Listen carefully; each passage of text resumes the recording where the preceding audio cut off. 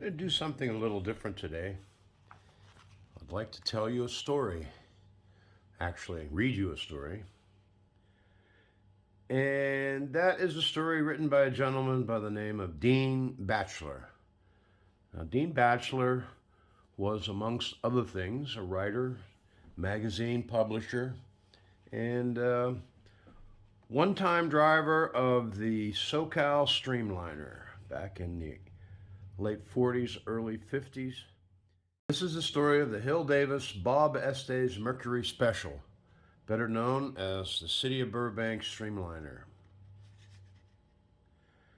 An item in the October 1st, 1952 issue of The Motor, one of England's premier automotive magazines, said, quote, "Some 3 weeks ago, the AAA timekeepers were out at the Bonneville Salt Flats again, this time on account of a Mr. Hill and what the American newspaper describes as a streamlined automobile built in a California backyard shop.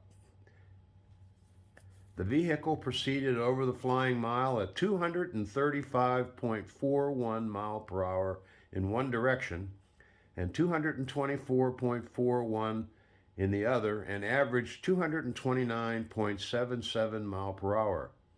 This, the paper goes on to say, awaits confirmation as a Class C record, breaking the previous record held by Rosemeyer's Auto Union since 1937 at 219.5 mile per hour. A remarkable effort," end quote. Typical of British automotive journalism at the time, the sarcastic end comment just had to be there because anything not done in England or by the English probably wasn't really done. Well, guys, it was. I was there. And the car was built in George Hill's garage in Doane Spencer's backyard over a period of about 9 months in 1952. It all came about because Hill and partner Willie Davis had been running a 32 Highboy Roadster and had switched to a belly tank Lakester because they wanted to go faster. The two were also at Bonneville for the first 3 meets, 49, 50, and 51, and had seen the SoCal, Kent's, and Lee Chappelle Streamliners. Obviously, a Streamliner was the way to go if one wanted to really go fast. George and Willie planned the car to have the engine in the front with rear drive. They would share expenses and work to build the chassis, and George would drive. Across town, CT Automotive, who is Don Clark and Clem Tebow,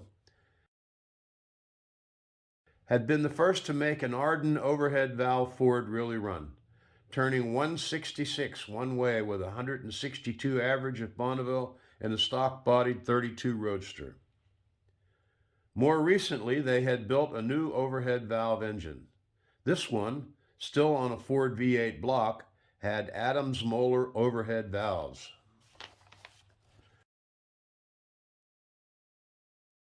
Whereas the Arden had a single rocker shaft on each head, with intake rockers facing one way and exhaust rockers the other, kind of like a Chrysler Hemi, the Adams Moeller setup had 2 rocker shafts per head with somewhat normal style push rods to the short rocker arms, 8 of which operated the intake valves and 8 operated transverse push rods to another set of rocker arms, which in turn opened the exhaust valves. This arrangement was used on the 327, 328 BMW and the British Bristol engine. There was a lot of activity in those heads with 16 rocker arms and 24 push rods, but it worked. They got 320 horsepower out of 248 cubic inches, unsupercharged. The chassis was simple and straightforward. 2 long 4-inch diameter frame tubes from a Davis 3-wheeled car, previously known as the Californian by Frank Curtis, with smaller tubular crossmembers, Ford axles front and rear shortened to a 48-inch track, Ford transverse leaf springs, and Ford hood-eye shocks. It also had a stock 3-speed floor-mounted shifter with Zephyr gears. George and Willie were familiar with my design of the SoCal special body, so they asked me to create a body for their car. Because of the front engine placement and the inclusion of a transmission, the Hill Davis car was longer than the SoCal, 15 feet and 17 feet respectively. The cockpit was off-center to the left, but the basic body was symmetrical about the center line. Typical of many projects of this kind, time ran out on us during construction, so the framework for the body structure was made and attached to the main chassis frame, and a plaster buck was built on that framework. Fiberglass cloth was laid over the plaster. We never bothered using the glass as the female mold for a body, which would have been the correct way to do it. We simply removed the first glass body and finished the outside of that, which became the finished body. It was a lot of work. Given the body shape and dynamometer verified 320 horsepower, we expected somewhere around 225 miles per hour from the car. At the 1952 Bonneville speed trials, George averaged 230.16 miles per hour in a two-way run. Noting that this was a comfortable 11 miles per hour over the existing International Class C record, held by Bernd Rosemeyer Auto Union at 219.5, the team arranged to return to Bonneville 2 weeks later to run under American Automobile Club sanction. Garnering some financial sponsorship from Mobil, Iskandarian, and Thalco, who was the supplier of the fiberglass and resins, the main money came from Inglewood, California Lincoln Mercury dealer Bob Estes. The record run was a piece of cake.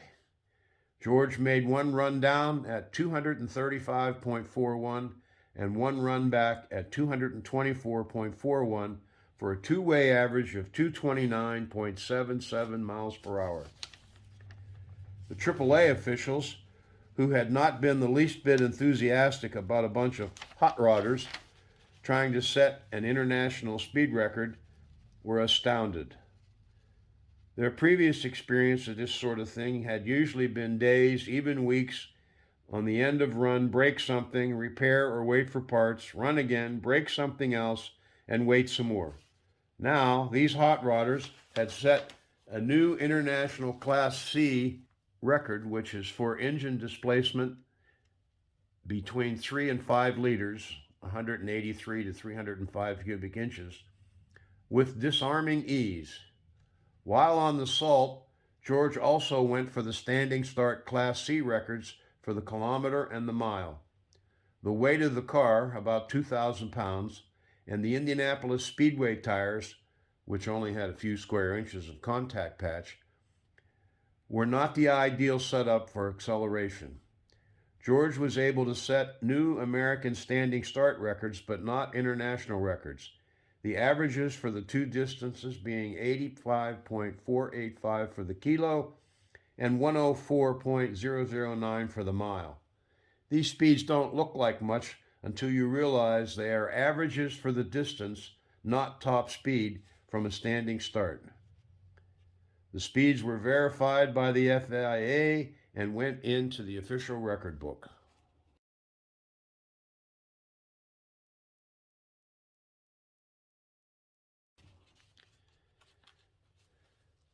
There's a lot more to the story of the Hill Davis Streamliner that we can tell, and if we have some interest, we can add those stories to this history of the car.